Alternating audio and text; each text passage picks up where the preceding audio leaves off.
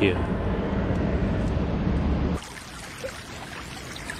Darius lined up along the banks of the river Pius, between the mountains and the sea. In his centre, along a line of crags, he had 20,000 Greek mercenaries. These were to repel Alexander's phalanx troops.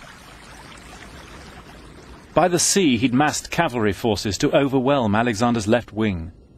But up on his left, by the mountains, Darius had placed untrained infantry, protected by archers, a sure sign he feared they couldn't cope on their own. He saw the Persian plan. It was not flawed so much as obvious. He knew this was the weak point because of the terrain and the archers. And as soon as he had seen those archers in front of the infantry, he knew this is where to attack. The autumn light was failing fast. The wise heads said wait till tomorrow, but Alexander would not. And you can imagine standing here as Alexander rides along his lines, and we're told in the sources, encourages the troops. He appeals to the Macedonians, and the cry goes up. He's singling out officers and men for their bravery, and the Macedonian regiments are shouting. And he goes along the Greek allied contingents and cites, we are defeating the great king of Persia. We are going to avenge Persian humiliations of Greece. He goes to his Thracian and Balkan allies and says, enemy, kill, booty. And of course they understand that, no problem. These guys are in here for the more fun aspects after the battle.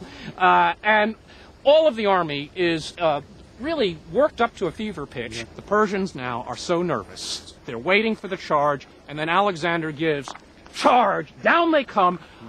These troops, oh my God, they're after me, personally. They're going to kill me. They let loose a volley, which we're told is so bad that the arrows hit each other. It's completely ineffective. They turn around, run into the infantry, let me through, let me through. They try to muscle themselves.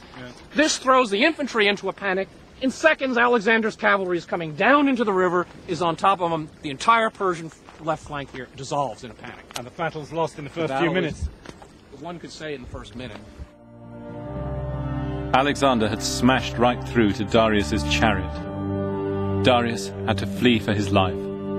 This is the moment, preserved on a great mosaic from Pompeii. Alexander storms into the history books like a hurricane, wild-haired and wide-eyed.